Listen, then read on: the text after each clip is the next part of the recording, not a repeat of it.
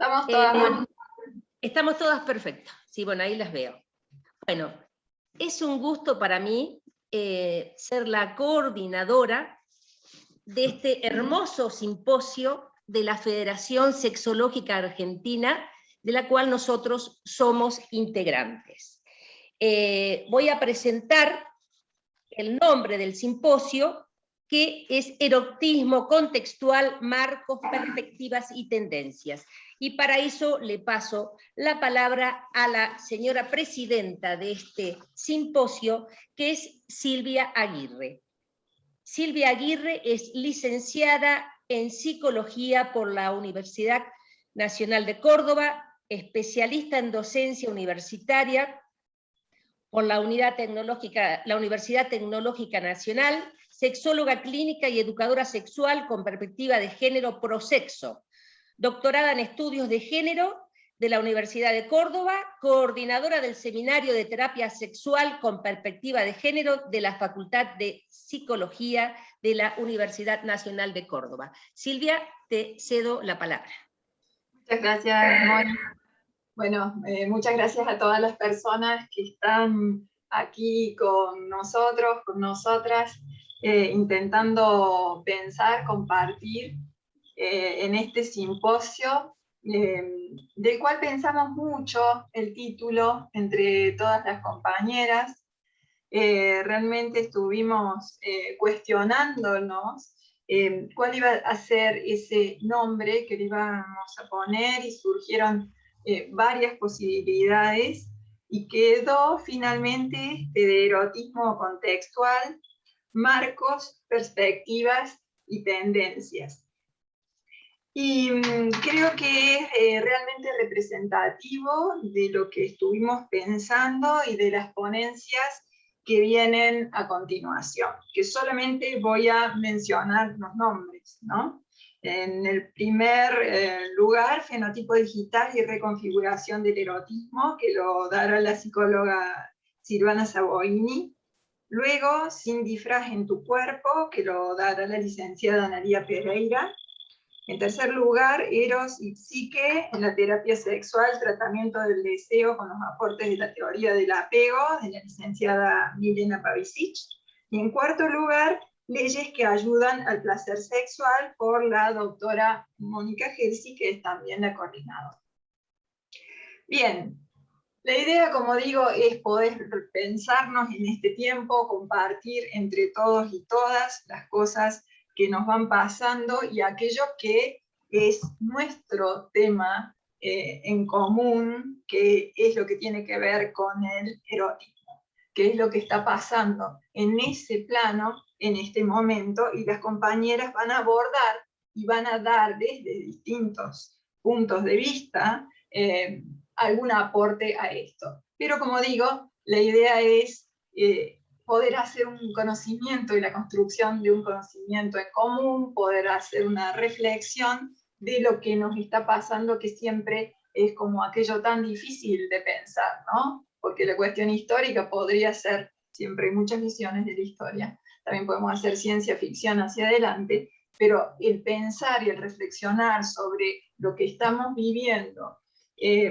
como profesionales, como personas en este momento, me parece que es algo muy significativo. Así que yo daría ya inicio a la primera ponencia, si te parece, Moni. Perfecto, bueno, muchas gracias Silvia por la presentación. Vamos entonces con la primer disertante, Silvana Savoini, rosarina, psicóloga, especialista en sexología clínica y educativa, profesora universitaria, profesora adjunta por concurso en psicopatología y neurofarmacología, Facultad de Psicología de la Universidad Nacional de Rosario. Es jefa de trabajos prácticos en psiquiatría de adultos en la Facultad de Ciencias Médicas de la Universidad Nacional de Rosario, coordinadora de la Diplomatura de Estudios Avanzados en Sexología y Neurociencias de la Universidad Nacional de Rosario. Y es socia de FESEA, de la Federación Sexológica Argentina, que pertenecemos todos, y de SASH. quien nos ha invitado a participar con nuestro simposio. Silvana Saboini, tenemos 20 minutos para tu disertación.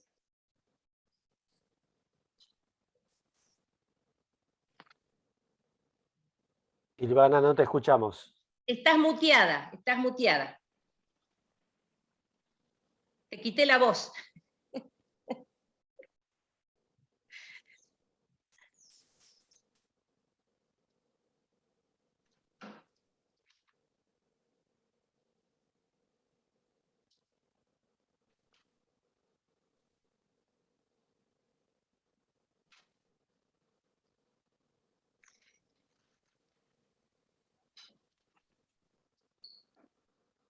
No, Silvana, estás muteada, no tenés habilitado el micrófono. ¿Tenés algún micrófono, algún accesorio?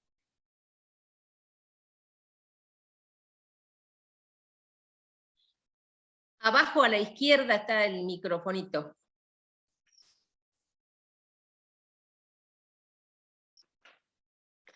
Bueno, si querés, hasta que solucionemos esto, podemos pasar a la segunda disertante, así mientras se soluciona. Bueno, entonces pasamos. ¿Te parece bien, Silvana? Bueno, a la licenciada Analía Pereira, que nos va a hablar de Sin disfraz en tu cuerpo. Analía Pereira, cordobesa, licenciada en psicopedagogía, magíster en psicología, especialista en sexología clínica SASH, diplomada en ESI, diplomada en diversidad sexual y derechos humanos por Claxo y FALC, docente de grado de la carrera de Psicología en la Universidad de Mendoza, con la sede en Río Cuarto, docente del posgrado de ESI, en la Universidad Nacional de Río Cuarto, integrante de la Mesa de Diversidad Sexual, directora del Centro de Educación Sexual de Río Cuarto, integrante del equipo de Río Cuarto del Ministerio de Educación de Córdoba, y también es profesora de yoga vital terapéutico, además de pertenecer a Federación Sexológica Argentina, AFSEA. Analía, te escuchamos.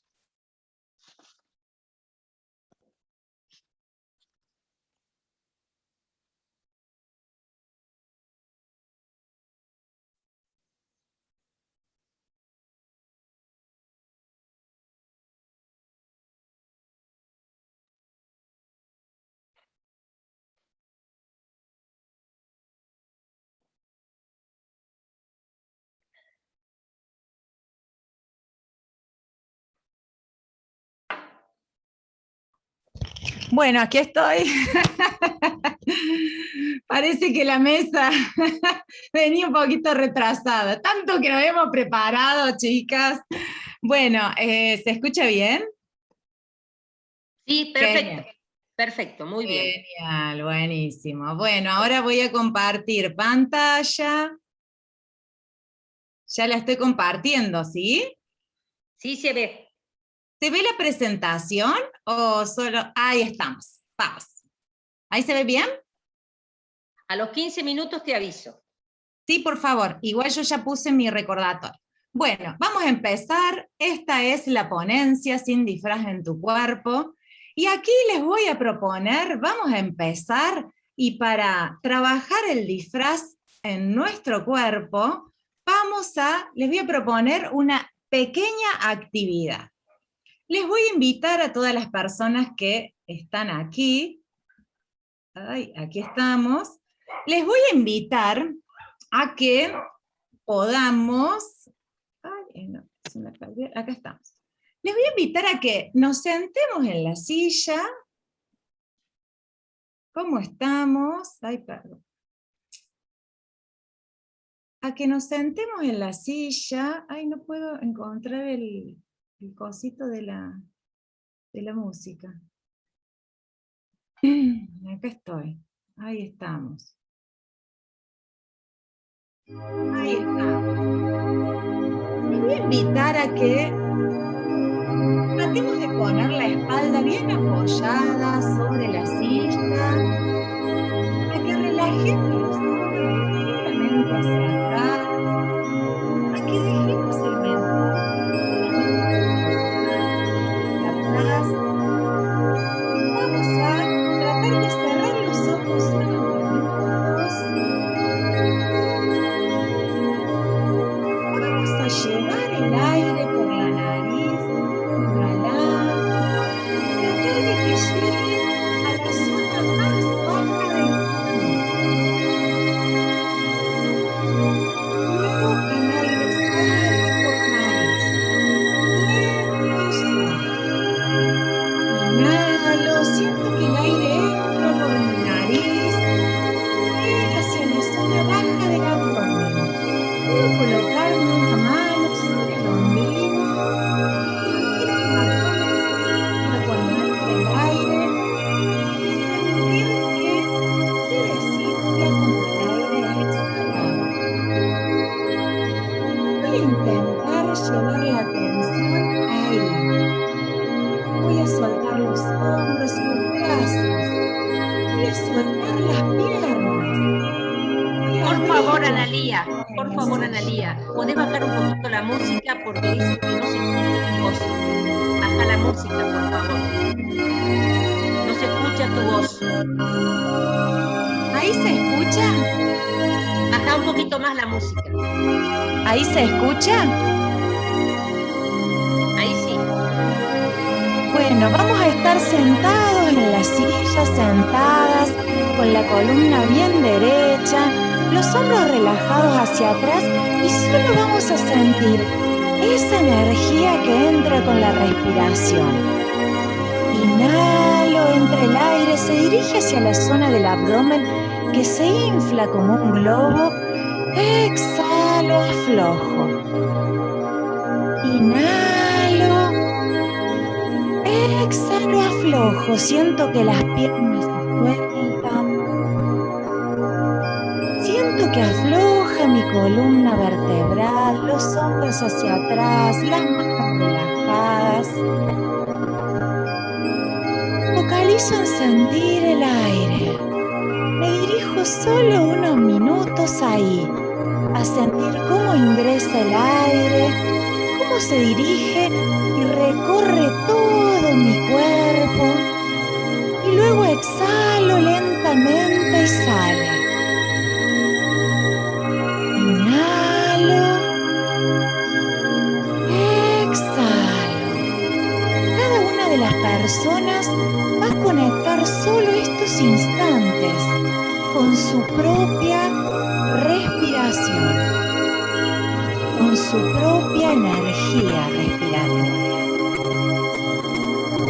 con esa energía que tomamos desde la afuera, que nutre todo nuestro cuerpo y lleva la conciencia ahí, hacia cada zona de nuestro cuerpo, a sentir que los hombros se relajan, a sentir que la pelvis se abre, a sentir que afloja nuestro cuerpo, que estos instantes son de conexión con nuestras propias sensaciones. Inhalo, exhalo y siento que cada vez la exhalación es un poquito más larga. Inhalo, exhalo lento y suave. Dejo ahí la conciencia en el flujo de energía, en la respiración, entrando y saliendo desde mi cuerpo. Me siento a mí mismo y a mí misma aquí, en armonía, en este pequeño instante.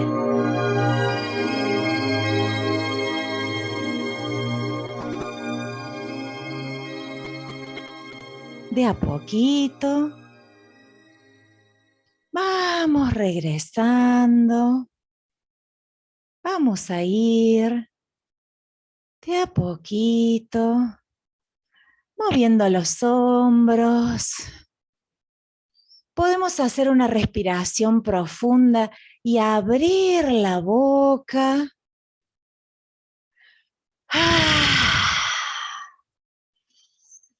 Inhalo, abro la zona de la garganta.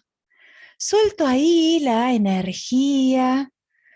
Voy tomando conciencia de mi cuerpo.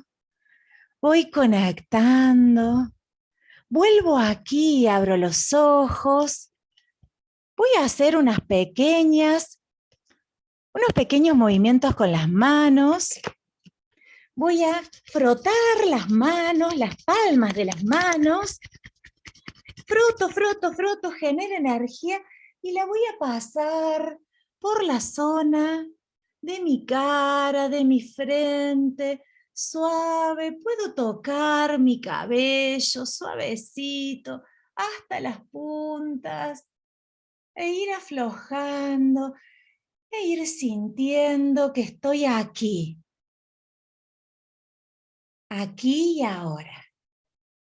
Bienvenidas, bienvenides a este momento en el que vamos a usar, como dijo Monia en la presentación, yo empecé estudiando hace muchos años, más de 25, el profesorado de yoga vital terapéutico, y muchas de las cosas que hice ahí en la Escuela Latinoamericana de Yoga Vital, una escuela reconocida en Latinoamérica y en el mundo, las uso día a día en mi trabajo cotidiano. Luego de este largo recorrido me he encontrado aquí siendo sexóloga, en los talleres con mujeres, en la formación en educación sexual integral. Considero que es fundamental que trabajemos el cuerpo, nuestro sentir, lo que nos pasa, las emociones, los sentimientos, que muchas veces las palabras no llegan a poner ahí. Entonces usé algo de este maestro, que aquí les comparto, el Owen, médico y psicoterapeuta estadounidense, que se forma con Reich en el análisis del carácter y que junto con Pierrakos crean la psicoterapia corporal y la bioenergética. Ahí funda el Instituto de Bioenergética en 1956, fíjense, hace ya varios años, y él siempre tuvo interés por los deportes y el impacto de este en lo físico y emocional. Fíjense en la imagen última de la izquierda, cómo hay alguien abre el pecho, abre su garganta. Él se forma en análisis del carácter con Reich, hace terapia con él durante muchos años y mucha terapia corporal. Y esto le hace notar que su cuerpo estaba rígido y que no sentía emociones. Desde ahí que la técnica fundamental y por excelencia se basó en la respiración y como vemos aquí, la hipótesis era aflojar su coraza. Irrumpir en llanto cuando aparecían las emociones. Se solicitaba que doble las rodillas, que se relaje, respire con la boca abierta y con la mandíbula floja, inclinando la cabeza hacia atrás, abriendo los ojos en su máxima plenitud. Y ahí apareció un grito, eso que abrimos la boca y que podemos sacar cuando los afectos se desahogan, porque esa es la sede de la actitud de defensa, de la defensa psíquica. Entonces la bioenergética con 2 momentos de tratamiento trabajó con la respiración profunda y ahí facilitaba justamente que se flexibilice esa coraza y movilizar y hacer énfasis en la principal expresión emocional defensiva que se exterioriza en el rostro y en la cara. Es muy increíble cuando vemos a una persona que nos consulta, cuando vemos a las personas en general, cómo está su rostro, cómo está su expresión, cómo está su cuerpo. Aquí yo les quiero compartir que Lowen describía las sensaciones corporales de los ejercicios y que Pierracos operaba con masajes profundos en los músculos tensos y en las contracturas musculares de Lowen. De este modo, la bioenergética es una técnica terapéutica cuyo objetivo es ayudar a la persona a recuperarse justamente con su cuerpo y gozar el mayor grado posible de su plenitud y vida corporal. Se incluyen las funciones fundamentales: respirar, moverse, sentir y expresarnos a uno mismo, a una misma, con la mayor libertad en nuestro cuerpo. Y así lo expresamos con estas imágenes. Lowen comienza trabajando con los pies, los estimula, dobla las rodillas, arquea la espalda, con la intención de respirar más hondamente a nivel abdominal, algo muy poquito de lo que hicimos hoy. Y desarrolla el concepto de asentamiento, los pies en la tierra. Muchos de estos ejercicios yo he realizado, pero quiero contarles que mucho de esto tiene que ver con mi formación en yoga vital terapéutico. Trabaja y experimenta con la silla o asiento para respirar, y aquí vemos algunas de esas imágenes. Abrir el pecho y movilizar la columna vertebral, que es nuestro eje, el eje que sostiene nuestro cuerpo y también nuestro eje energético. Bueno, objetivo: hacer consciente a la persona de su segunda naturaleza, el cuerpo, y las tensiones limitantes, un modo habitual de ser en el mundo que suele limitar la energía y los sentimientos, reconquistar la naturaleza primaria como condición de libertad, movilizar ahí todas esas carcasas, y que los procesos energéticos del cuerpo determinan la mente, y que lo que sucede en la mente refleja lo que sucede en el cuerpo. La cantidad de energía que tenga una persona y la forma en que la use, esto es fundamental, y en lo respiratorio y en lo movilizante se hace mucho hincapié en esto, se trabaja con mucho tiempo, esto lleva mucho tiempo, y en algunas personas no lleva tanto, pero sí es indispensable que las personas manifestemos esa energía, que en algunos casos algunas tienen más que otras. Y la manera que tenemos de incorporar esa energía es a través de la toma de oxígeno y de respirar profundamente. Hay muchos análisis al respecto, que se han realizado investigaciones donde la persona tienen mayor posibilidad de tener oxígeno, y ahí como mejora toda su salud y sus funciones vitales y su sexología también, seguro. El concepto carga energética, que siempre está asociado a descarga energética, necesitando sí o sí hay un equilibrio adecuado entre ellas. Y la meta: cuerpo vital, capaz de experimentar placeres y también experimentar los dolores, porque muchas veces ese cuerpo está anestesiado, no dice nada, se ha acostumbrado a ese calambre. Ya no lo siente porque es parte de su cuerpo y es parte de su vida. Bueno, capacidad individual de expresión de las inhibiciones, tensiones musculares, esto trabajamos mucho, que esto está limitado por fuerzas internas, y que el placer es la fuente de la que surgen nuestros sentimientos y pensamientos positivos. Sin placer no hay potencial creativo. Ahí hay un dibujo de los movimientos que tienen que ver con la columna. Manifestarles cómo trabajamos en líneas generales esto de la carga, que es esa emoción reprimida. Respiración, canales de expresión y masajes o manipulación muscular.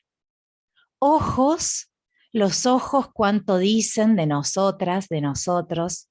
La voz, el cuello, garganta, sus tensiones, lo que expresamos, cómo lo expresamos, y el movimiento del cuerpo. Y que esa emoción reprimida tiene una descarga. Aquí vemos una de las imágenes donde se trabaja mucho con esferas de diferentes tamaños. La mente puede dirigir la atención hacia adentro o hacia afuera. Entonces aquí hay ejercicios y postulados que tienen que ver con la integración del yoga hacia adentro y de trabajar lo espiritual que somos, y lo espiritual, es necesario que lo aclare, no es lo religioso, es lo espiritual que somos y que tenemos como personas, y que el trabajo reichiano es hacia afuera, la creatividad y la alegría. Es esta integración. Por eso necesitamos elevar la energía individual, abrir el camino a la autoexpresión, restaurar esa circulación de los sentimientos en la persona, bueno, revisar conflictos internos, subir el nivel individual de energía, que lleva oxígeno a los tejidos del cuerpo llenándolos de vida, excitación, calor y placer, y así recuperar la vitalidad y libre expresión. El corazón, principal canal de conexión, junto con la boca, la garganta y el corazón, los brazos y manos, que es el canal de comunicación del ser con el mundo exterior, la cintura y la pelvis. Todo esto, les quiero decir, se trabaja muy profundamente. Aquí estoy haciendo un breve pantallazo. La cintura y la pelvis, que involucra la sexualidad, en realidad todo involucra, pero conecta con el corazón y la experiencia vigorosa del orgasmo, tener la pelvis, la cintura vigorosa, y muchas veces suele haber una disociación y unas pelvis rígidas. Y en la mujer particularmente, esto lo dice mucho la corriente del Tantra, el corazón tiene relación directa con los senos, y que esto relaciona esos polos, erótico y afectivo. Bueno, aquí me salió al último el corazón, ¿no? Este centro que no solo es energético, sino que podemos decir mucho en torno al corazón, esa sede de lo que sentimos, de lo que fluye, de los movimientos de sangre. Bueno, aquí para sintetizar, ya ir cerrando, en la bioenergética es un viaje al descubrimiento de uno mismo, de una misma, supone peligros y riesgos, ¿sí? Porque nos retrotrae al pasado y porque trabaja sobre algunas cicatrices que hacen de armadura. Armadura porque nos defienden. Entonces el profesional, el terapeuta, opera como guía, piloto, tiene un rol activo y brinda apoyo. Y debe haber emprendido un viaje consigo mismo, consigo misma. Fundamental. Y aquí les traje esta frase que fue dicha en 1960. Detrás de la máscara de alegría se oculta una creciente incapacidad de sentir verdadero placer. Muchas veces. La respiración profunda determina la calidad de la descarga sexual. Y la excitación sexual estimula la respiración y aumenta su profundidad. El placer es un modo de ser, y una persona en estado placentero tiene un fluir en los movimientos de su cuerpo. Deja ese disfraz y comienza a disfrutar. ¿Te animás? Muchas gracias. Bueno, muchas gracias, Analía. Bueno, esperemos, brillante lo tuyo, esperemos haber solucionado el problema técnico. A ver ahí, Mónica. ¿Ahí me escuchan? ¿Ahí se escucha? Sí, Silvana, perfecto. Sí, se escucha. Perfecto. Bueno, bárbaro. Bien, gracias. Bueno, sí, entonces, perfecto.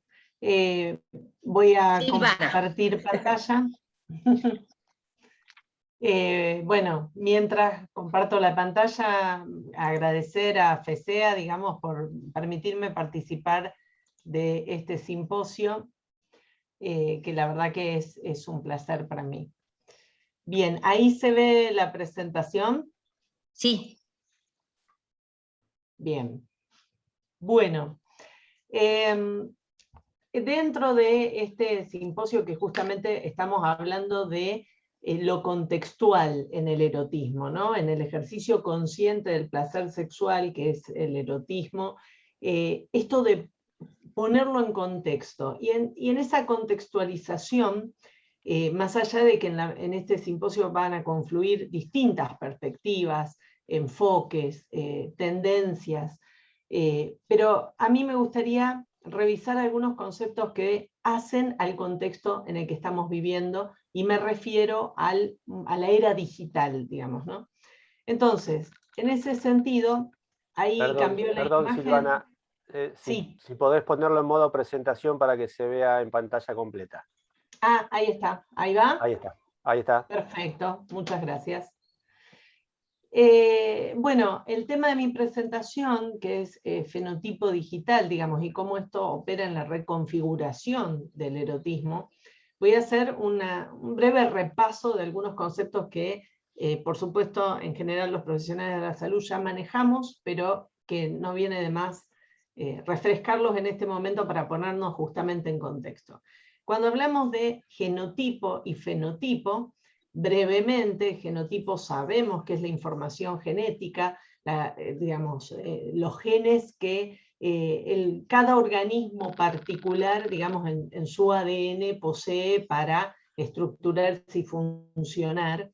El fenotipo, como conjunto de rasgos observables que se expresan a partir del genotipo, pero no solo a partir del genotipo, sino de las influencias del entorno. Y esto va a ser fundamental para lo que vamos a estar conversando hoy.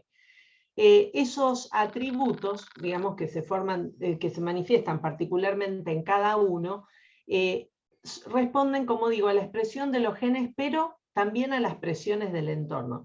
Hay un autor, que es Richard Dawkins, que él en 1982 publica su texto, digamos, y plantea la cuestión del fenotipo extendido, autor también de El gen egoísta, que seguramente muchos de ustedes habrán a lo mejor leído o conocido, y plantea que el fenotipo extendido es aquel que no se limita al cuerpo de la persona, digamos, o del individuo, de la especie que sea, en donde se aloja el gen, sino que todos los efectos que un gen causa sobre el mundo, es decir, todo lo que en el entorno de ese individuo va a ser afectado por la expresión fenotípica de su genotipo. Entonces, ¿cómo influye en el medio ambiente en el que vive un organismo por medio de su comportamiento? Ahora bien, si ese fenotipo extendido, digamos, tiene distintas formas de manifestarse.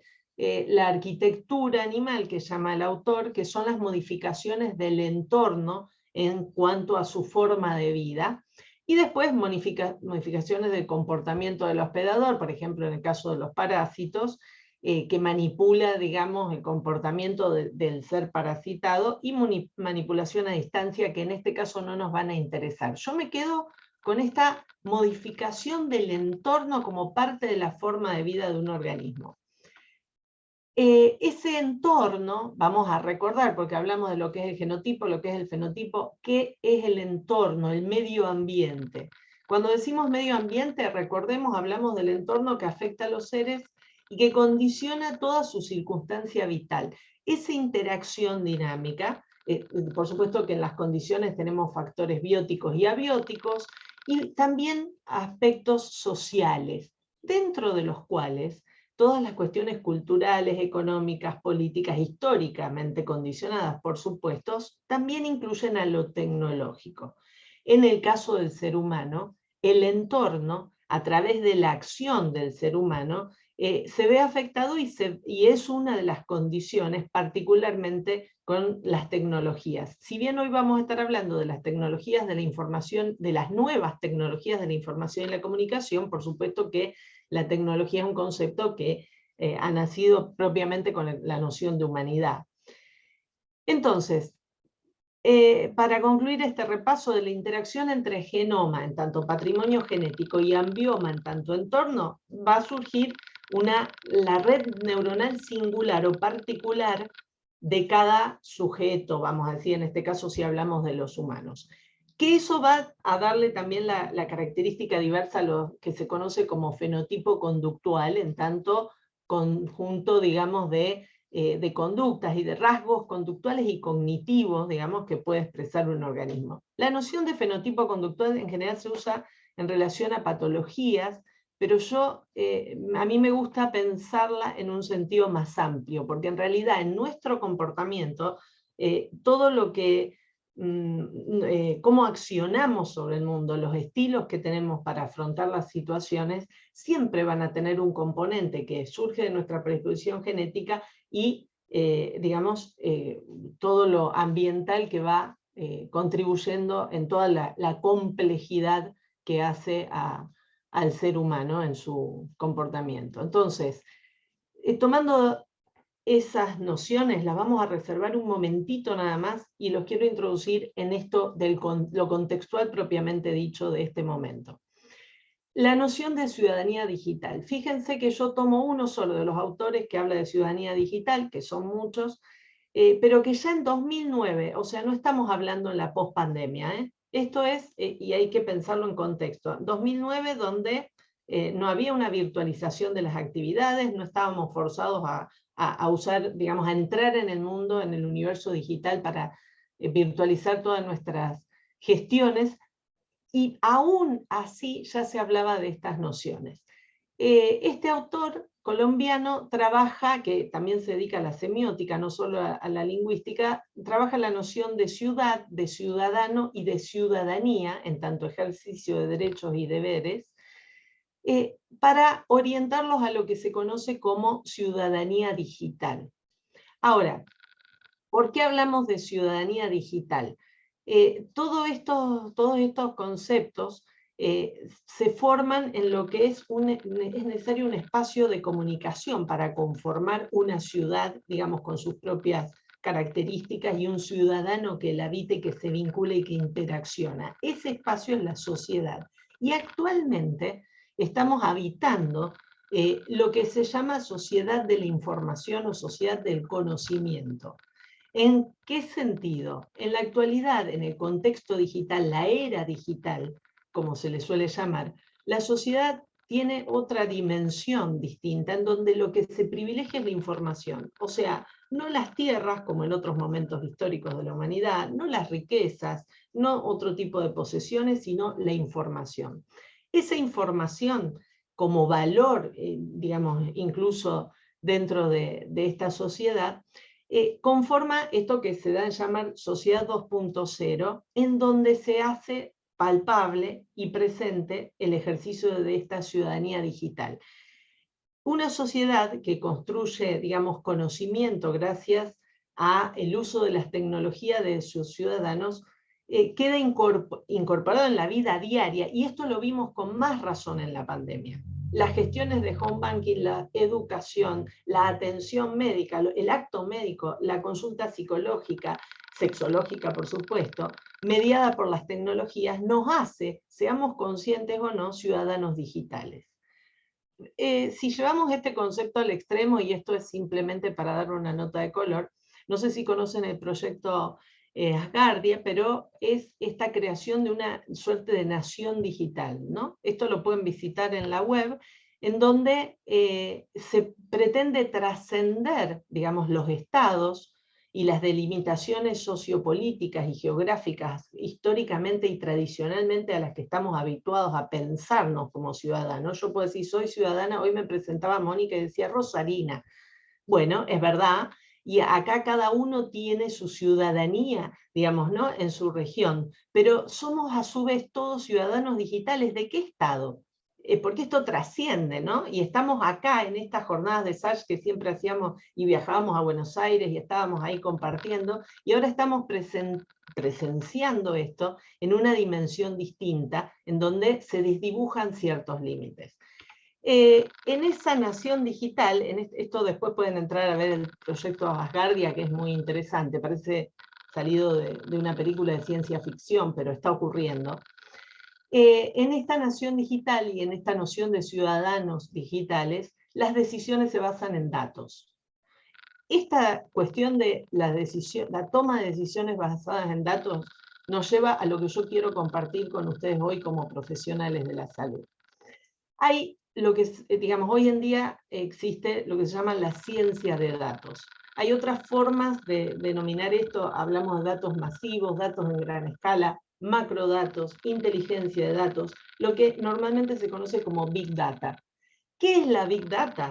Es el conjunto de datos que emergen del uso de las tecnologías, particularmente del uso de los dispositivos personales, en donde, digamos, esto lo vemos en la vida cotidiana cuando vos decís, bueno, estuve hablando de que me quiero comprar una, no sé, una notebook y me aparecen publicidades de notebook en las redes sociales. Y uno dice, ¿qué? ¿Me escucha? Sí, me escucha. Digamos, a ver, esto está utilizado hoy por hoy, se aplica lo que sabemos, hasta donde sabemos, se aplica al marketing, ¿no? Entonces uno dice, bueno, toda esa big data, es decir, toda esa gran y complejísima base de datos que emerge del registro de lo que cada usuario hace con sus dispositivos personales, implica datos que, si cumplen con estas 3B, como dice el autor Laney, que digamos en 2001 ya define esta cuestión de la Big Data, dice, tiene que cumplir con estos requisitos esa gran base de datos para ser considerada Big Data. Volumen, velocidad y variedad de datos, que requieren de un procesamiento, porque alguna de esta información está clasificada y otra no, de un procesamiento particular, no es el tradicional que manejan los análisis de sistemas normales, digamos, y que es lo que hace la ciencia de datos hoy en día, y que ese análisis permite toma de decisiones. Y ustedes me dirán, ¿y esta mujer por qué está hablando de todo esto si no somos analistas de sistemas ni nos dedicamos al marketing? Bueno, aquí es donde viene la noción propiamente dicha de fenotipo digital. ¿Por qué?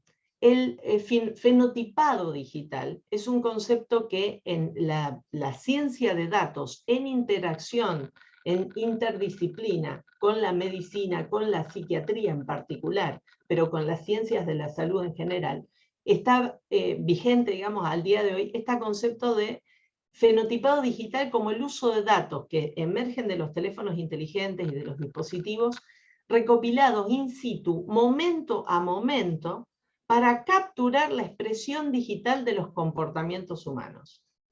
No estamos hablando simplemente de una expresión de deseo, de yo quiero comprarme tal cosa, o yo frecuento tal producto y entonces veo cuál es la tendencia de compra. Estamos hablando de una recopilación pasiva o activa de datos. Recopilación pasiva de datos, por ejemplo, el teléfono celular en muchos casos, y ustedes lo deben comprobar, a lo mejor lo tienen en uso, muchos teléfonos inteligentes registran la cantidad de pasos que damos por día, si uno lo configura, si tenemos la aplicación. Te recuerdan si tomaste, si que tenés que tomar líquidos, si tomaste cuántos vasos de agua. Registran las horas. Hay, digamos, aplicaciones que vienen en los relojes inteligentes que te avisan y registran las horas de sedentarismo, es decir, si estás muchas horas sentado te dicen, bueno, tenés que moverte porque llevas más de X cantidad de minutos en la misma posición. Entonces, ese es el registro pasivo. Y el registro activo es el que se hace mediante cuestionarios que, por supuesto, se ofrecen para que activamente responda la persona si está programada de esa manera. ¿Y qué se capta de esa forma? La expresión digital del comportamiento. Entonces, ¿por qué fenotipo digital? Porque esto que decíamos que es el fenotipo y el fenotipo extendido, el fenotipo que se muestra más allá del propio organismo, bueno, acá esa extensión se registra en el mundo digital. Acá yo les comparto nada más brevemente, por si alguien tiene interés en buscar alguna de las investigaciones que ya están publicadas. Fíjense, esta es de 2019, que habla del fenotipo digital para la evaluación y predicción en salud mental. Es decir, evaluar, detectar patrones de comportamiento, por ejemplo, compatibles con una tendencia o una ideación suicida, para evaluar ese riesgo y a partir de esa detección implementar algún tipo de estrategia. detectar patrones de comportamiento que responden, digamos, a distintos cuadros psicopatológicos, a partir de estos datos pasivos o activos que se pueden obtener del fenotipiado digital, de esa Big Data, digamos, que emerge del uso de los dispositivos personales. Otra de las publicaciones que habla de, digamos, el fenotipado clínico digital y de los usos, o sea, que es oportuno ver qué propósito tendría, cuál es la cualidad, cuáles son las normas de seguridad, y por supuesto, y lo que vamos a estar abriendo, porque esto no es para cerrar, es para abrir el debate ético en relación a estas cuestiones, en relación al uso de datos, en relación a todo lo que emerge, a la huella digital que imprimimos con cada paso que damos en el uso de las tecnologías. Nuevamente otra de las publicaciones, esta de 2020, los detectores de comportamiento, digamos, o detectores personales, en el uso del fenotipado digital. Pero bueno, Silvana, 5 minutos. Perfecto. Todo esto nos lleva a evaluar y como sexólogos, digamos, pensar el impacto que las nuevas tecnologías de la información y la comunicación tienen sobre la erótica desde distintos aspectos. Por eso hablo de una reconfiguración. Por un lado, la vinculación con el modo en que establecemos, mantenemos y terminamos los vínculos sexoafectivos, se ve afectado, digamos, por el uso de las tecnologías. El rol de la tecnología en la erótica, en tanto la estimulación del erotismo, tanto en la propia percepción, el autorregistro del cuerpo, en donde ahora, aparte del espejo, interviene la tecnología, la autoestimulación, el sexting, los juguetes y accesorios sexuales que vienen por conexión de Bluetooth, etc., la robótica y la inteligencia artificial, que están en el espectro de lo que es la estimulación erótica y que no los podemos ignorar, pero sobre todo el fenotipo digital que les acabo de comentar en relación a la biografía digital, es decir, esas huellas que vamos dejando en los perfiles y que las personas las captan intuitivamente, aunque no estudien, no conozcan lo que es el fenotipo digital. Todos nos damos cuenta y vos decís, esta persona en su red social, ¿qué personalidad tiene? Que lo que comparte permanentemente son agresiones, que lo que comparte permanentemente son, no sé, noticias necrológicas, que lo que comparte permanentemente es, o sea, hay una conducta exhibicionista, hay una conducta de qué tipo en esa expresión digital, que intuitivamente digo, la vamos clasificando cognitivamente, aun cuando no conozcamos nada sobre este tema en cuestiones teóricas. Y finalmente el fenotipado digital en la clínica. La recopilación pasiva de datos para la detección y registro de conductas, por ejemplo, en la adicción a la pornografía, como una de las formas de adicción al sexo, en las estrategias cognitivo-conductuales, muchas veces digo, ¿dónde serán? ¿Cuántas veces? ¿Con qué frecuencia? Para ver, porque a veces uno minimiza, sobre todo en comportamientos compulsivos, la percepción de cuántas veces realizas una actividad. No haría ni siquiera falta ese registro, porque los dispositivos y de la Big Data puede surgir directamente fenotipado la recolección de datos de cuántas veces ingresaste a los portales de pornografía, cuánto tiempo tuviste, cuántas horas dedicaste. La promoción de la salud sexual, justamente esta recopilación de datos que yo decía en relación a todos los aspectos de la salud que inciden en la salud sexual también, la actividad física, el sueño, la relación, los controles médicos, que hoy se ve recopilación de pasiva o activa y brindarnos información sobre la cual intervenir, y por supuesto en la prevención de abusos, por ejemplo en la detección de comportamientos predictores de grooming, que es una de las formas mediada por la tecnología de lo que es el abuso sexual de niños, niñas y adolescentes, ¿no? Perdón, entonces, hay muchísimo por hacer, ¿sí? Gracias. Hay muchísimo por hacer.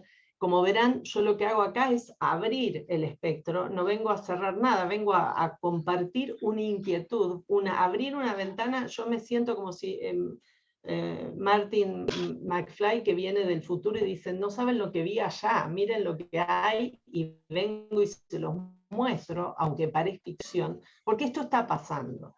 Entonces, yo lo que quiero es que pensemos en esto como la psiquiatría ya está pensando en esto, no lo podemos dejar de lado, es decir, es disruptivo, es incómodo, es controvertido, y en ese sentido yo lo que pretendo es provocar un debate ético, incluso epistemológico, en relación al uso, a la interacción, digamos, entre las ciencias de datos y las disciplinas del campo de la salud, y particularmente de la sexología.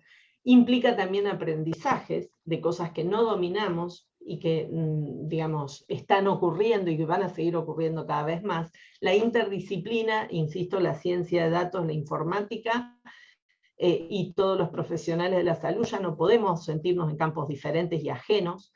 El diálogo, por supuesto, y la reflexión. En cualquier caso, jamás la indiferencia. O sea, no podemos dar la espalda a esto porque la negación y la ignorancia nos somete y la aceptación y el conocimiento nos transforma. El contexto se está transformando y creo que nosotros tenemos que transformarnos junto con él, y esta es la intención de mi presentación. Así que muchísimas gracias por el tiempo y espero que les haya resultado de interés. Muchas gracias, Silvana. Muy bueno, innovador, real, actual. Y después con las preguntas seguramente van a surgir algunas cosas. Antes de presentar a la siguiente disertante, quiero mencionar que nuestra secretaria está presente, es la doctora Bárbara Lowseckwich, no sé si lo pronuncié bien, médica tocoginecóloga, que es médica de planta del Hospital de Boulogne, y es alumna de segundo año del posgrado de sexología de SASH. Dicho esto, Bárbara, ahí te veo, presento la siguiente disertante, que es nuestra querida, la licenciada Mileva Pavicic, tucumanísima por adopción, ¿no? Ella nos va a hablar de Eros y Psique en la terapia sexual, tratamiento del deseo con aportes de la teoría del apego. Mileva es psicóloga, sexóloga clínica, especialista en género y diversidad sexual, terapeuta gestáltica, terapeuta de parejas, especialista en educación para la educación sexual integral, diplomada en educación sexual integral por la Universidad de Buenos Aires, es máster en terapia sexual, orientación y terapia de pareja del Instituto Europeo de Formación y Consultoría, miembro titular de FSEA, integrante de la Comisión de Género, fundadora y presidenta de Fundasex, directora académica y docente del posgrado de Salud Sexual y Sexología y del curso de orientadores en Educación Sexual Integral. Mileva, te escuchamos. Bueno, hola a todos, ¿cómo están? Muchas gracias por la presentación. Muchas gracias a las autoridades de la SASH por esta oportunidad, y por supuesto a nuestra querida Federación Sexológica Argentina también por esta oportunidad de compartir junto a estas colegas de excelencia algún pequeño aporte. Entiendo que puse bien la presentación, ¿estoy bien? Sí, sí, se ve bien. Bueno, entonces, ahí está. Contarles primero, para empezar a contextualizar, para hablar de erotismo en este espacio, en este encuentro de hoy, contarles por qué elegí Eros y Psique. Van a terapia sexual, Eros y Psique se encuentran en el espacio de la terapia sexual, para tratar el deseo sexual y todo lo que entendemos de manera clásica como disfunciones, hoy dificultades en el deseo sexual. Contarles que esta imagen de Eros y Psique, de Antonio Canova, que remite al mito, con la leyenda, con el mito tan hermoso que a todos seguramente nos significa lo que para cada quien, pero que de alguna manera podemos simbolizar, quizás podamos coincidir en que se trata del encuentro de Eros, que se enraiza en el cuerpo, y Psique, en tanto psiquis humana, en tanto psiquis, en tanto alma. Y como lo dice el mito, ellos se encuentran y viven una relación llena de amor y de pasión, y ahí podemos verla en la escultura plasmada a esa relación, donde se la ve a Psique con sus brazos recibiendo a su Eros, y el beso de Eros que está al nacer. Podemos ver entonces en la escultura la búsqueda y la entrega, el deseo y la unión, que nos conmueve y nos invita a reflexionar. Estos son los autores, querían marcar, me parece siempre importante desde dónde estamos hablando, fundamentalmente la teoría de Bowlby, la teoría del apego, un autor que, ahora ustedes saben que soy poliamorosa de los autores en sexología, así que ahora estoy teniendo un poliamor con Javier Gómez Apiaín y Félix López Sánchez ahí, así que bueno, estos son los autores a los cuales me estuve dedicando para poder profundizar y tener más herramientas para poder trabajar en terapia sexual y tratamiento del deseo. A través de la terapia del apego que nos propone Bowlby y junto a otros autores más modernos, Hassan y Schaffer, que van a hacer la adaptación de la terapia a las relaciones románticas y amorosas adultas, ¿no? Y junto a Walling, que también nos hace el aporte de la terapia basada en la teoría del apego, podemos enriquecernos, quienes hacemos terapia sexual, a través de la teoría del apego, para poder comprender mejor cuáles son las dificultades y las fluctuaciones de las personas o de las parejas que llegan a consulta. Acá nos dice la teoría del apego, nos dice Bowlby que ese apego al cual él se refiere son los modelos internos, ¿no? O el modelo representacional, es la representación mental, él lo llama engramas, grabados en la psiquis, de sí mismo y de las relaciones con los otros, ¿no? Con la pareja o con las personas o con el mundo. Pero en base a esos engramas que están grabados en la psiquis, que se han ido constituyendo en base a la biografía personal y a las vicisitudes que le ha tocado vivir a ese niño o niña, el estilo de apego se va configurando y el deseo sexual y el deseo erótico se va configurando de manera constitutiva, simultánea con la construcción de la vinculación que es sexoafectiva del niño o niña en relación con la figura cuidadora, que la menciona la figura de apego. Entonces, desde el punto de vista comportamental, el apego se expresa como un esfuerzo para mantener la proximidad en las interacciones íntimas de distintas maneras, ¿no? Hay personas que son más demandantes, personas que son más histriónicas, personas que son, no sé, ¿no? Cada una con su estilo que va a tener justamente que ver con el estilo de apego que se ha configurado.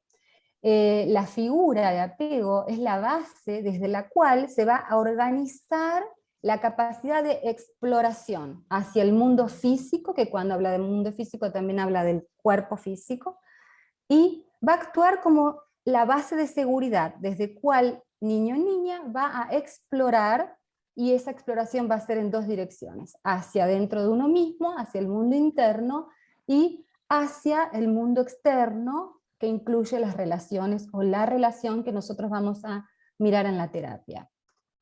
Entonces la base o la figura de apego actúa como un refugio o puerto seguro de confianza, que es el punto de partida, que se va a empezar a configurar allá en aquellos primeros contactos a través de la cual bebé recibe, percibe y establece esas primeras ligazones que son sexuales, emocionales, y que van a formar ese lazo afectivo en relación a la figura de apego, y que le va a arrojar una cantidad de experiencias que pueden ser positivas, afirmativas en cuanto a la satisfacción de las necesidades, o negativas y que le generen frustración.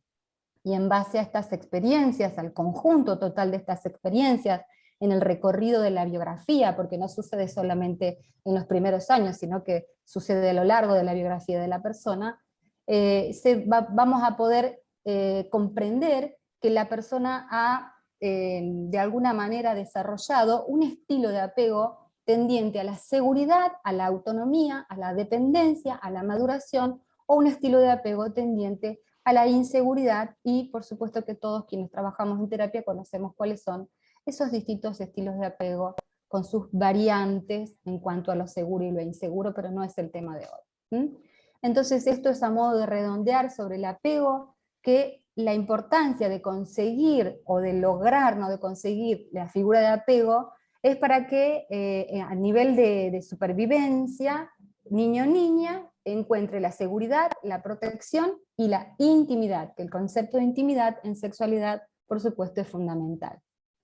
Las características que tiene que tener la figura de apego son la aceptación incondicional, la incondicionalidad como una de las características, la capacidad para proteger y cuidar, y la intimidad entendida como la capacidad de comunicación y el apoyo emocional. En terapia sexual, entonces, ¿con qué nos encontramos? Nos encontramos con personas que nos manifiestan dificultades o fluctuaciones en su deseo sexual, tanto hacia ellas mismas, estando o no una pareja estable, pero necesitar trabajar estas fluctuaciones de su deseo. Y la terapia del apego nos aporta, creo yo, que una de las herramientas, no sé si hay otra más valiosa para mí, hoy creo esto, porque para cuando trabajamos erotología, potenciación de la erotofilia, cuando la trabajamos desde la sexología clásica con la caja de herramientas del sexoterapeuta y todo lo que es el desarrollo del potencial erótico, que es un concepto que también Analía lo menciona y que nosotros lo tenemos como central en la terapéutica del deseo sexual, entiendo que trabajar con las nociones o desde la terapia del apego es trabajar debajo, con el sustrato de la matriz vincular que se constituyó de alguna manera, que se selló en la psiquis de la persona, por la cual esa persona va a vincularse con mayor o menor dificultad, de una manera más segura, hacia la entrega y el contacto, hacia la confianza, y entonces va a haber, supuestamente, va a haber entrega hacia el placer, apertura hacia las sensaciones placenteras, una buena configuración representacional, una buena mentalización y reflexión sobre ese encuentro erótico, y si es un estilo de apego inseguro, vamos a trabajar sobre esas heridas o esos patrones vinculares primarios que se están replicando de manera automática, hasta que en terapia podemos aportarle al consultante una nueva manera de experimentar un vínculo que no sea una repetición de ese anterior, que es de base insegura, ansiosa o ambivalente o caótica, y poder así que el consultante tenga un registro en la experiencia de cómo es esa vinculación y de cuál es su parte y su responsabilidad frente a un puerto seguro de confianza que venimos a hacer nosotros los terapeutas. Así que me parece que es una herramienta que nos permite trabajar muy en la profundidad del tratamiento del deseo sexual, si podemos comprometernos con una serie de elementos que tanto Félix López como Javier Gómez Apiaín nos recomiendan para quienes trabajamos como terapeutas sexuales con la intimidad de las personas. Entonces estas son distintas imágenes que representan a las personas con sus variados estilos de apego, y que no tiene que ver con la identidad sexual de género o con la orientación, ya que por supuesto que en esa configuración del deseo erótico, la identidad como la sexualidad es la existencia misma de la persona, no va a estar desprendido de cómo se va subjetivando esa identidad de género, sino más bien vamos a prestar atención en cuáles fueron las dificultades y los sufrimientos que tiene una persona al ir configurando, encontrándose con su deseo sexual, si tiene una identidad genérica diferente a su cuerpo biológico. Tenemos como otras implicancias a observar. Bueno, entonces lo que decíamos, las dificultades sexuales, que antes llamábamos disfunciones sexuales, la desconexión con el erotismo, los obstáculos para el placer, están relacionados con los mecanismos de la psiquis en la búsqueda de la satisfacción sexual. El miedo, la duda, la desconfianza van a actuar como limitantes y por supuesto se instalaron mucho antes en esa psiquis, mucho antes de que la persona elija su pareja sexual. El deseo sexual es una fuerte motivación que impulsa a la persona a la búsqueda del placer erótico con el otro. Impulsa al ser humano a vivir vínculos, es decir, a elegir una relación privilegiada con otra persona, que debe ser percibida como incondicional, como sensible, como duradera, y eso es lo que va a dar la anhelada estabilidad emocional. Entonces, 5 minutos, Mileva, perdón. 5, bien. En la búsqueda del bienestar, las personas que se relacionan, van a buscar las satisfacciones de sus necesidades básicas, a buscar la satisfacción de las necesidades básicas, y destacan estos autores fundamentalmente dos, que son la necesidad de la vinculación afectiva, o sea, del amor, y las necesidades sexuales básicas, que son las necesidades de las experiencias y los encuentros sexuales, eróticos y sexuales. Ahí está, la necesidad de amar, de querer y ser queridos, y la necesidad de tener experiencias, encuentros eróticos y sexuales. Entonces el ser humano, a lo largo de la historia de sus relaciones vinculares con la figura de apego, integra representaciones mentales que van configurando esos mapas, esos estilos, y que van delineando perfiles o rasgos de personalidad, estilos de apego.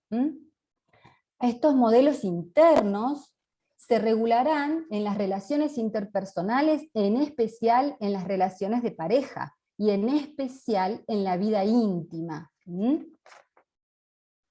Y ahí está. Entonces esos modelos representacionales, esos modelos internos que tenemos cuando queremos vivir la sexualidad o una relación de pareja en realidad, tenemos esto por detrás, que es lo que tenemos que trabajar. La pareja interna que está en sombra.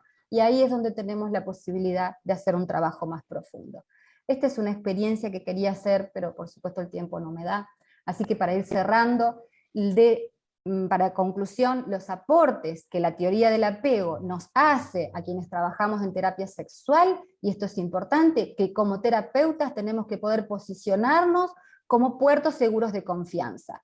Tenemos que tener trabajada nuestra propia biografía, tenemos que tener trabajada nuestra dimensión erótica, y la configuración de nuestro propio deseo sexual, para estar atentos y observar la contratransferencia, porque como seres humanos y nos puede pasar, y sabemos que a muchas profesionales de la sexología esto es muy posible que suceda, sentimientos eróticos de atracción o de deseos sexuales o de fantasías, tanto transferencial como contratransferencialmente. Así que hago ojo, porque acá hay un trabajo de responsabilización que el terapeuta al que debe someterse para poder seguir siendo figura de apego del consultante sin que interfiera esto que no tiene trabajado. Entonces, ser base segura para el vínculo de la pareja o para la persona consultante, ser incondicional y tener capacidad de respuesta sensible frente a lo que el consultante está planteando.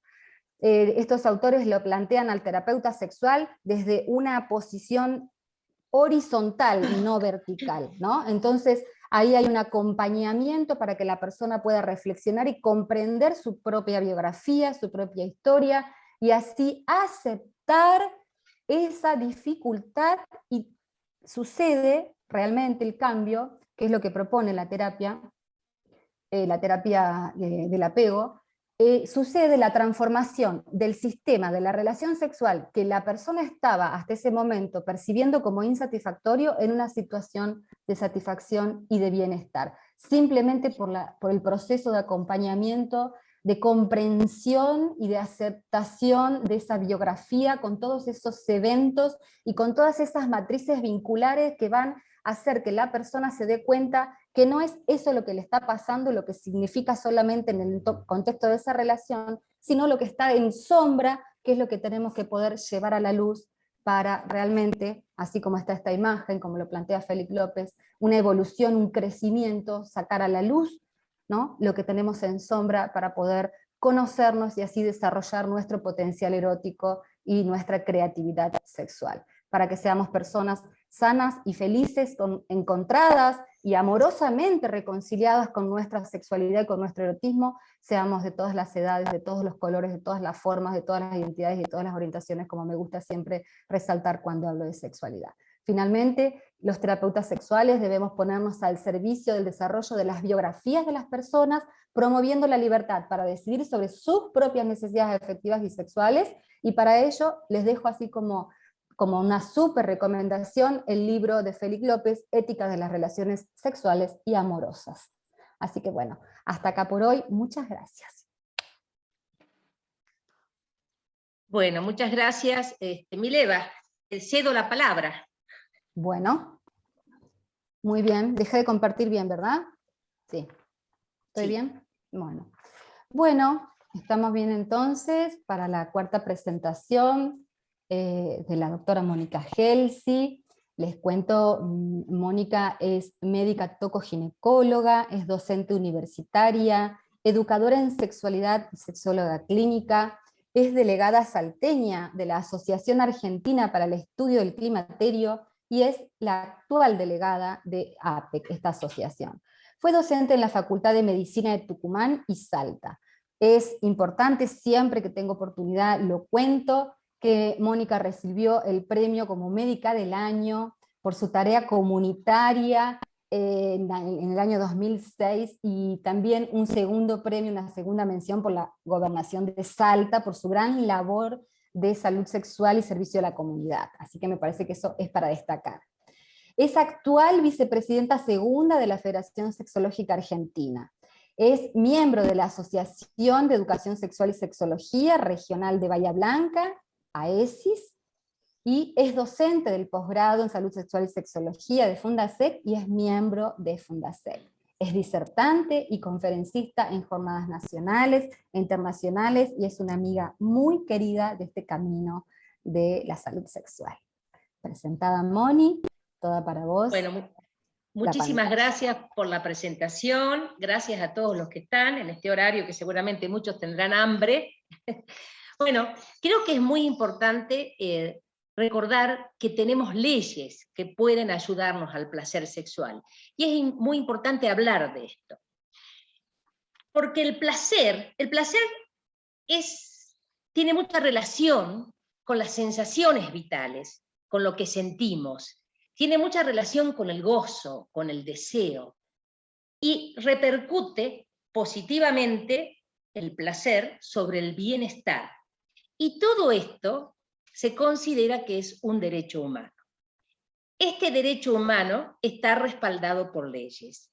Lamentablemente, debido a los prejuicios, a las crianzas y quizás a los credos, hay veces que no se puede disfrutar, y sobre todo la gente de mi generación, que no solamente tiene problemas con la tecnología, sino que también hemos por ahí sido la generación bisagra, la generación bisagra. Siempre he visto esta imagen, yo soy entrerriana, estudié en La Plata, estuve compartiendo un año de residencia con Bernardo Kutfelberg, que es uno de los integrantes de SASH y un gran amigo, pero estuve primero en el campo, en Iruya. Iruya, en 1981, es una localidad del interior de Salta, en donde yo pude ver las necesidades insatisfechas, sobre todo de la mujer, el sometimiento, la violencia y demás.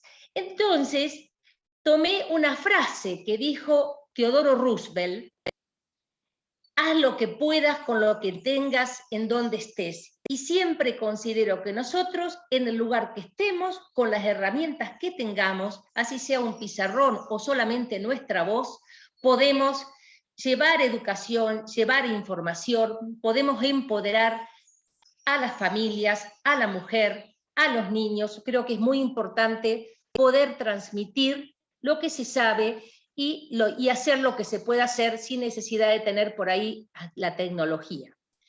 Bueno, Después de Iruya, estuve unos años en Colonia Santa Rosa, cerca del departamento Orán, en donde también tuve la oportunidad de trabajar como docente en el colegio secundario, y ahí también he visto muchos problemas relacionados con la falta de información, la falta de educación y con la falta de las posibilidades de acceder a los métodos anticonceptivos seguros. En el año 2002, estando en Salta, elaboramos junto con la doctora María Antonia Casares, que era la jefa del programa materno-infantil. Yo estaba en el Hospital Público Materno-Infantil a cargo del programa de salud reproductiva, que me hice cargo por decisión propia y nadie me dijo que no, porque era una mochila pesada que nadie quería agarrar. Elaboramos el anteproyecto de la Ley de Salud Sexual y Procreación Responsable. Esta ley 25.673, en el año 2002 salió la ley. Posteriormente se la difundió al interior del país y todas las provincias debían tener sus leyes provinciales para que de esa manera no siempre fuera el Estado el que tuviera que proveer los métodos anticonceptivos y los insumos, que por ahí hay discontinuidad.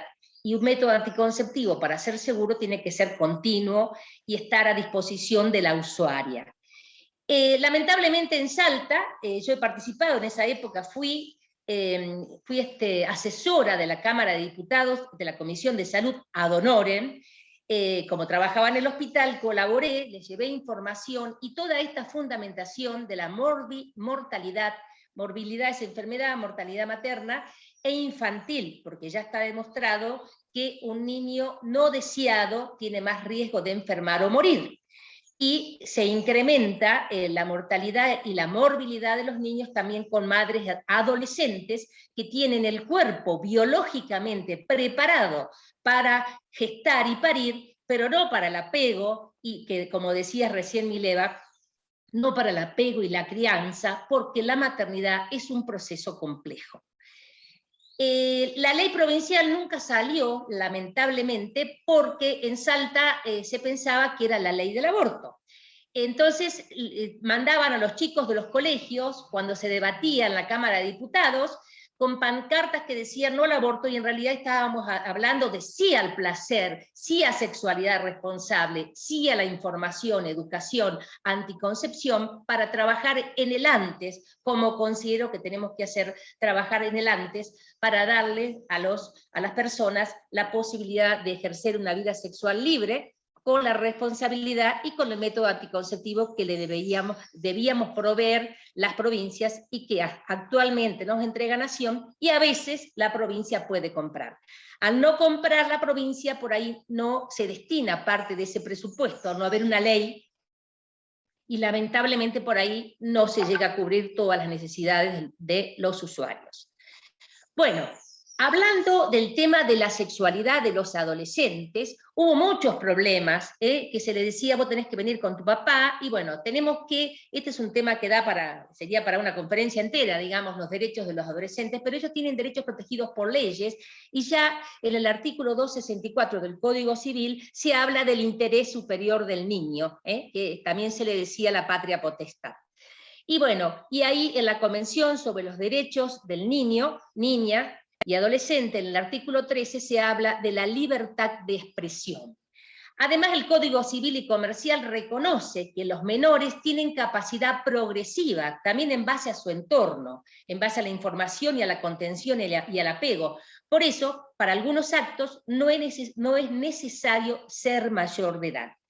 Esto ha generado muchos conflictos, porque lamentablemente la gente no puede dejar de lado a veces la sexosofía, o sea, como yo vivo, interpreto, y por ahí juzgan, y estamos realizando en Salta, desde la Fundación del Hospital Público Materno-Infantil, talleres de sensibilización interdisciplinaria para que el personal que recibe a los adolescentes que van a buscar la anticoncepción de emergencia, o los preservativos o los anticonceptivos, no sean juzgados y se le entregue sin cuestionar nada. Entonces es muy importante respetar los derechos de los niños, y esto también respetando el secreto profesional. Estos son unos cuadernillos viejísimos de cuando yo estaba en el programa, y realmente para los equipos de salud es un deber. La consulta de anticoncepción es una oportunidad, es una urgencia, trabajar en el antes para evitar llegar tarde.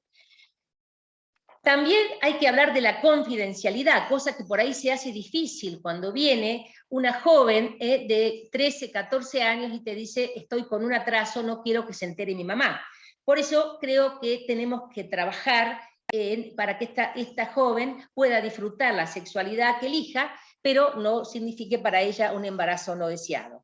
Y si llega el embarazo, ya tenemos la ley del aborto. Entonces recuerden que la confidencialidad es un derecho de las usuarias y de esa manera uno tiene que atenderlas y respetar.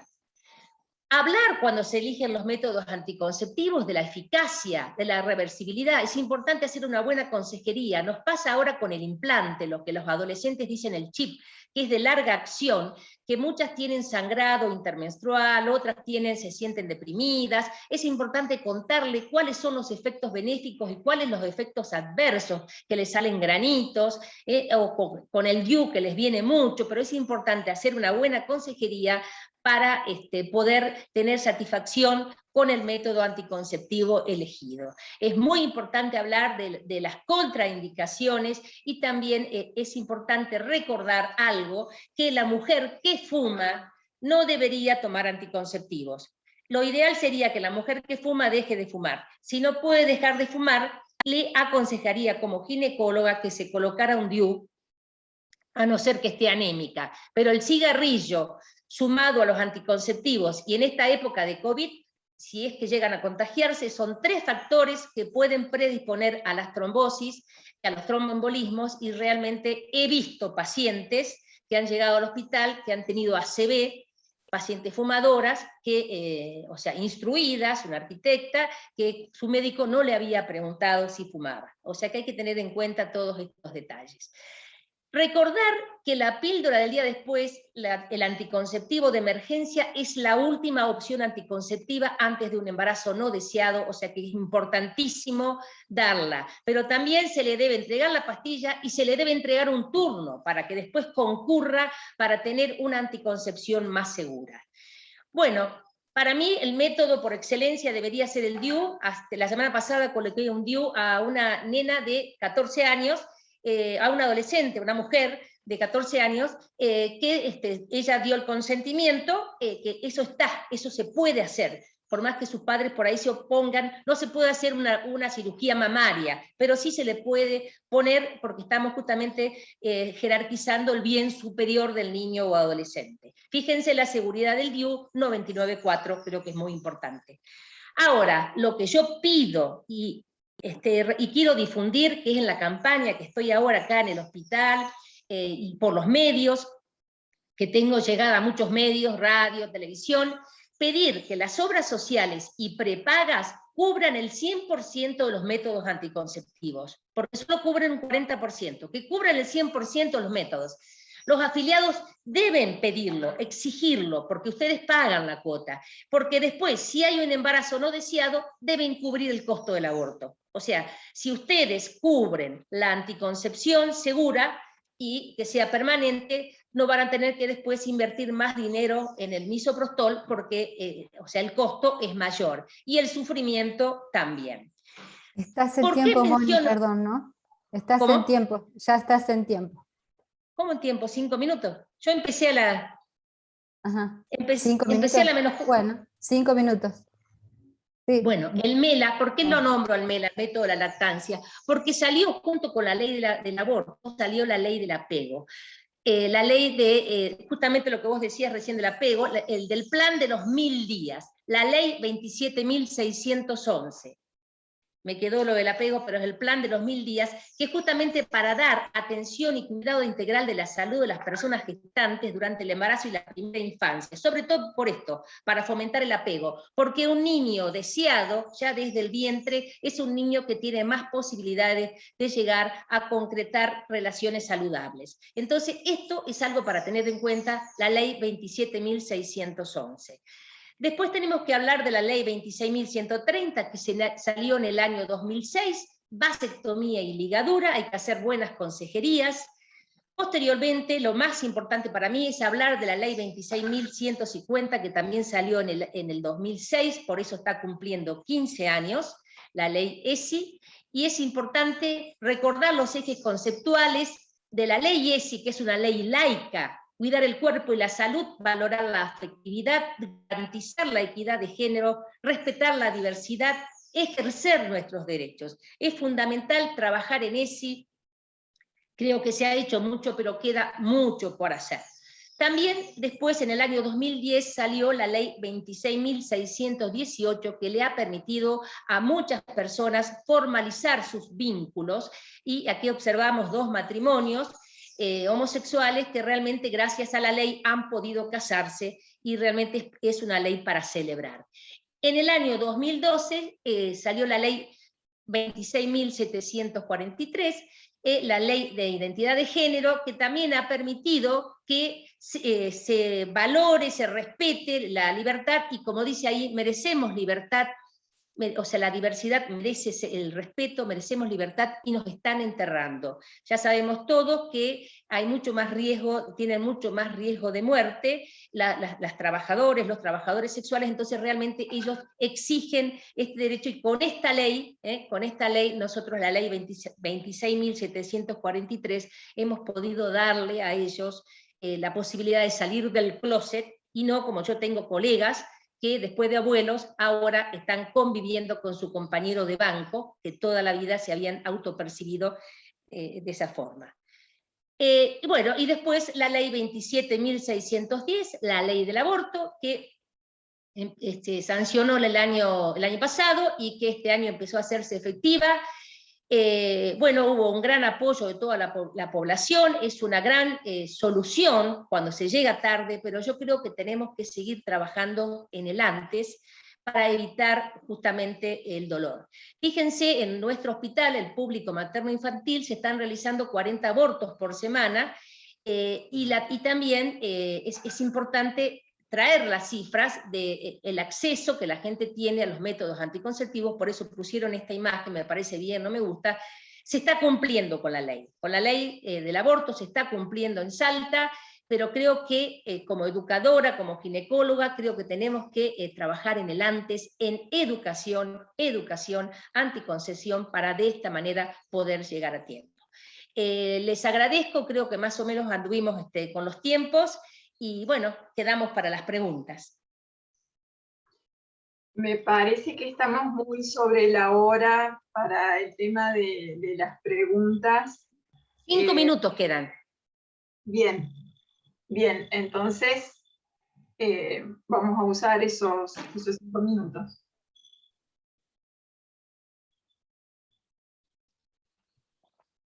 Bueno, acá tenemos una pregunta que creo que algo vos dijiste. ¿Qué pasa cuando el terapeuta seduce o tiene atracción erótica o fantasías sexuales con su paciente? Para Mileva. Para mí. Bueno, ¿qué pasa? Y pasa lo que esté al alcance de la ética del profesional. Eso pasa, o sea, pasa que, como lo plantea Félix López Sánchez, un profesional que está trabajado en su ética del ejercicio, sobre todo quienes trabajamos en sexualidad, todo lo que tenga que ver con el manejo de los límites es fundamental a la hora de cómo se establece el vínculo con la persona consultante.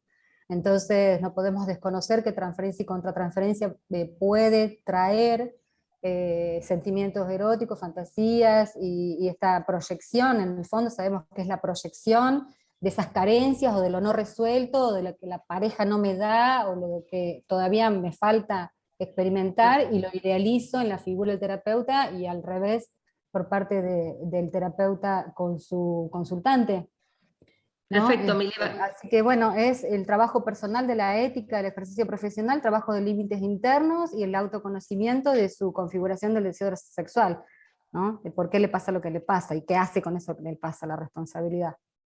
Gracias, Mileva. Para Silvana, ¿cómo entraste Mónica, en contacto? Sí. Perdón, Mónica, entiendo que estamos en horario de entregar la sala al próximo simposio. Bueno, una sola quedaba. pero Perfecto, perfecto. Bien, ¿puedo hacerla? ¿Cómo entraste en contacto con la noción del fenotipo digital? Y bueno, si podés ser breve. Sí, y hay muy muchas breve. presentaciones.